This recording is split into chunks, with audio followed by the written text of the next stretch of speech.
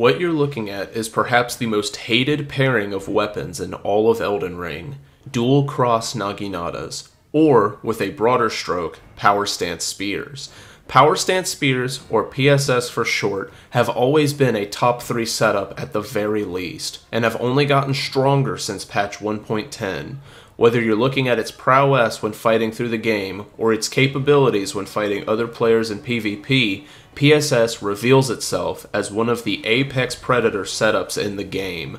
I say this because if you aren't prepared both in skill and in your weapon choice, PSS will effortlessly maul you. However, spears do in fact have an Achilles heel, that being their extreme lack of diversity. While yes, power stance spears have garnered a fearsome reputation, one-handed and two-handed versions of the spear moveset are largely left in the depths of mediocrity. In today's video, we will look at the overwhelming strength of the power stance moveset, the somewhat lacking but quirky one-handed moveset, and the generally awful two-handed moveset. Buckle up because we have a ton to go over today.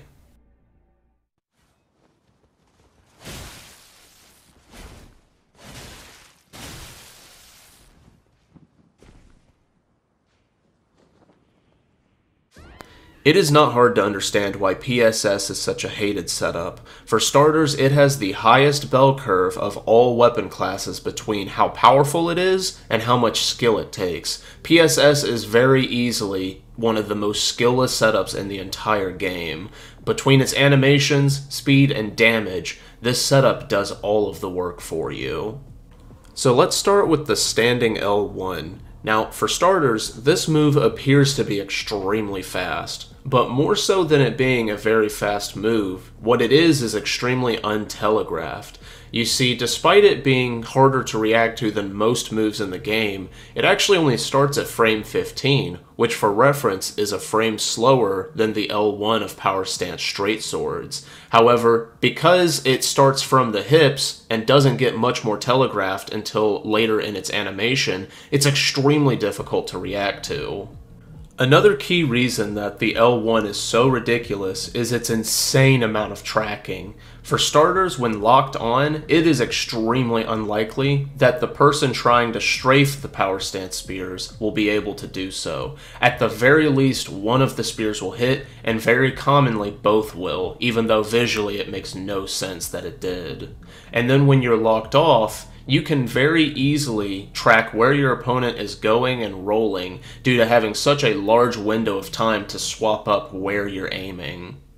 And the change that comes from patch 1.10 that makes power stance spears perhaps the most powerful and brain-dead setup in the entire game is the poise changes it's received.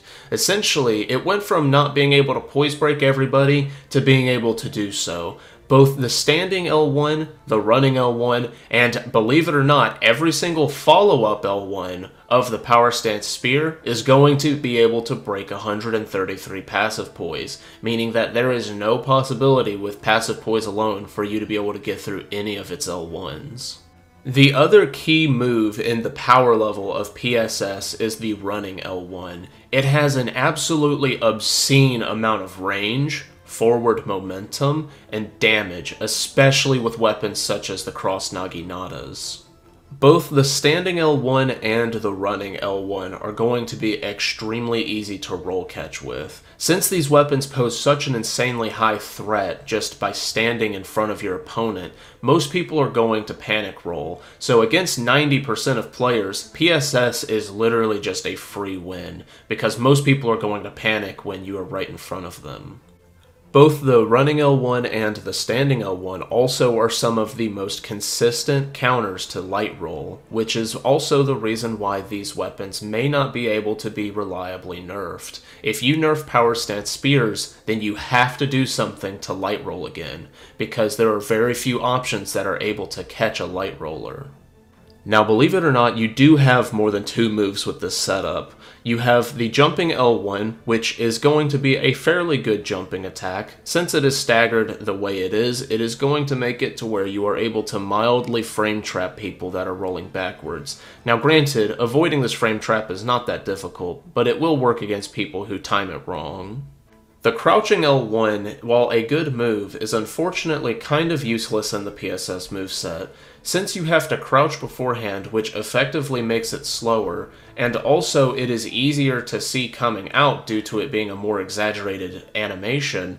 There is literally no reason to ever use this move other than you're trying to be cool. And also, the backstep L1, don't use it. It's awful.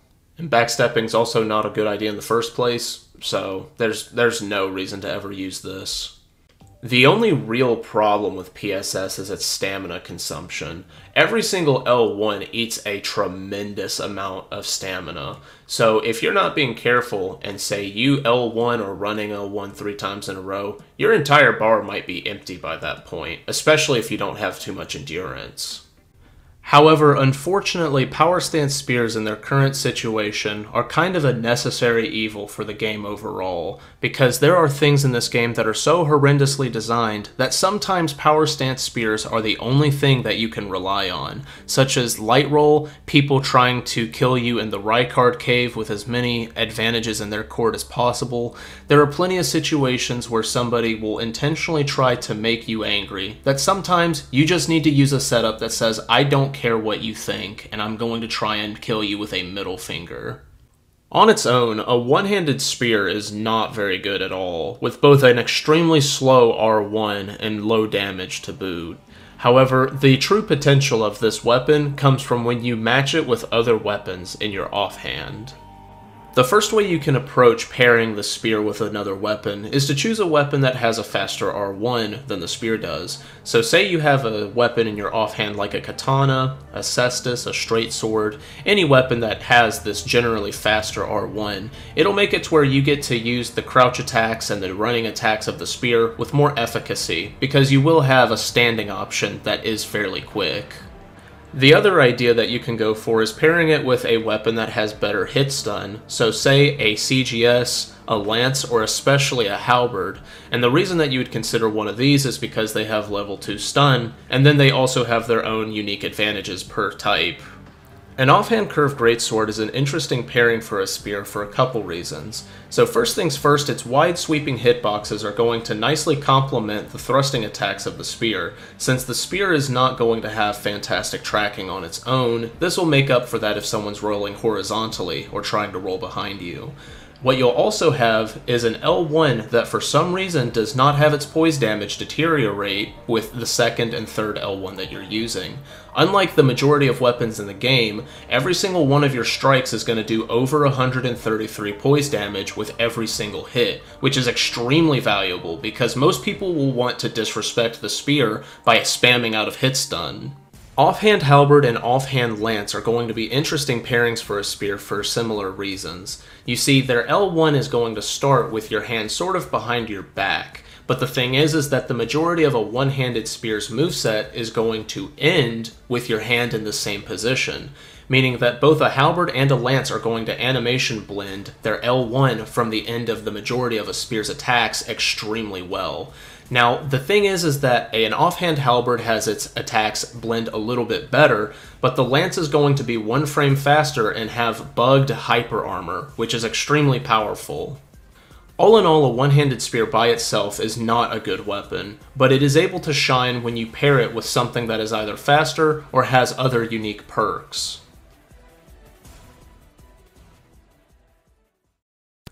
Unfortunately, two-handed spears have one of the worst movesets in the entirety of Elden Ring, and it feels like they were specifically targeted to be horrible in comparison to past Souls games.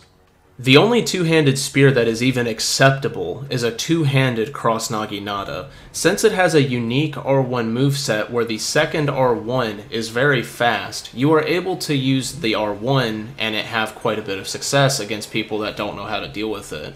The problem is that every other spear in the game has the standard spear R1 moveset, and it is legitimately terrible. It is going to be extremely slow, slower than a lot of weapons that have hyper armor and are less telegraphed, and also the rest of the moveset feels like it was specifically made to make no sense. You have such moves such as the running R1 and the crouch R1 that make no sense at all as to why they would animate it with these specific animations. Why would someone use a spear like this? Not only is it a swipe, which doesn't make too much sense for the majority of spears, but you're holding the majority of the weapon behind you almost. Like, the crouch attack on everything except for things that are as long as the pikes and naginatas feel like you literally can't hit what's right in front of you, it's so short. And assuming that you're limiting yourself to using a two-hand spear, you don't get any of the things that make a one-handed spear more acceptable. You don't get to run it with, say, an offhand weapon that complements it. You're going to be stuck with this moveset that someone can actively disrespect and you do absolutely nothing about it. One of the only acceptable moves in this thing's moveset is the running R2. But the thing is that because the rest of the moveset is so bad, an over-reliance on this one slow move is going to render absolutely nothing for results. Like, sure, you're going to be able to catch someone who's panic rolling, but otherwise it's just a slow running R2 with nothing else to complement it. It feels like two-handed spears were specifically targeted by FromSoft to be bad. Like, the animation choices they chose are those of someone who is clinically insane. You cannot look at the crouch R1 and running R1 and tell me that they intentionally tried to make those good. They very much did not. And the thing is that if these spears were put into another one of the Souls games, even with the power level both in damage and weapon moveset being so much lower in past Souls games, I don't feel like spears would be considered that good.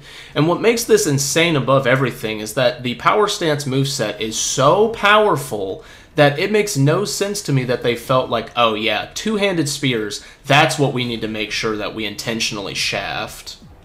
Something I don't see people talk about enough that is extremely frustrating, just in this game in general, but especially in spears, is that the in-class balancing is absolutely horrendous.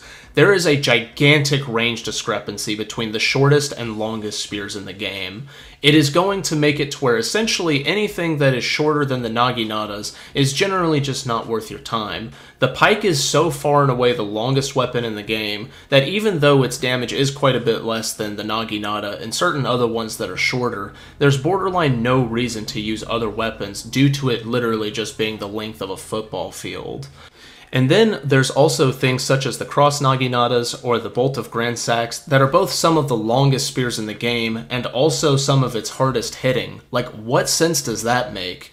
You're telling me that there are spears as short as the short spear, the cleanrot spear, the crystal spears, but they do less damage than the weapons that are longer than them, with absolutely no reason to ever consider using something other than the naginatas?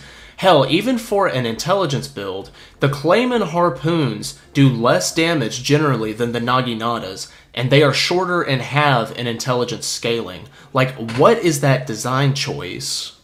What's crazy is that even the worst spears in the game are going to still be very good when power stanced, because the power stance spear moveset is that good. So it makes no sense to me that there are weapons that both hit harder and are longer that do more damage than the shortest in the weapon class, with absolutely no negatives to speak of. I have a personally long list of things that I'd like to see changed about spears, to make them more well-rounded and fun to fight with and against. So when it comes to the power stance moveset, the first thing I would do is make the standing L1 more obvious, more akin to how the crouch L1 looks, because the start of that animation is different enough to where you can tell that the animation is coming, but it's still a good move despite this, because it is still reasonably fast. The next thing I would do is I would reduce power stance spear damage by as much as 30%. Simply put, the damage on these things is way too high for how good the moveset is. It needs to be quite a bit less damage to make sense with the balance of the rest of the game. The next thing I would do is I would make it to where the longer spears have a slightly slower L1 and running L1. The reason this is that you would now have a reason to use the shorter spears. You would have the same moveset as what you have now, but you would be able to justify using the longer ones simply because their moves are that much longer. There's only a couple things I would change about a one-handed spear, because it's actually not too far away from being a respectable weapon. First things first, I would make the R1 moveset quite a bit faster, because it is just simply way too slow for a weapon that does not have hyper armor. Also, something I didn't mention earlier is that for some reason a one-handed spear only does 127 poise damage. There is no reason in my opinion that it should be anything less than the status quo of doing 133 plus. When it comes to the two-handed moveset, first and foremost the R1 needs to be faster. It is just simply too ridiculously slow to be worth anything as of the current moment. I would increase the damage slightly for all of the two-handed spears because the damage discrepancy between it and power stance setups is too high to justify using as well. I would also make the running R1 and crouch R1 either faster or have more range. They chose really bad animations to be able to make these moves even remotely good, but if they made them at least have more respectable range, it would remedy the problem at least somewhat.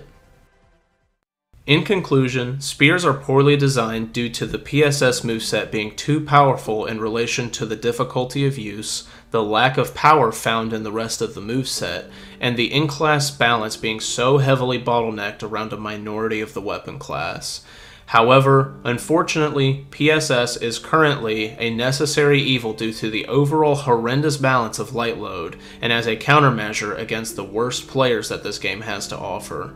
In my opinion, nerfing PSS and changing nothing else in Elden Ring's current state would make the game worse overall.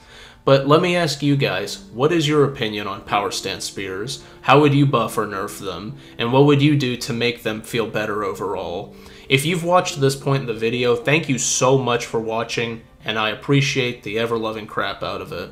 Well, with that being said, I hope you guys have a good rest of your evening, and I will see you guys in the next one. Peace.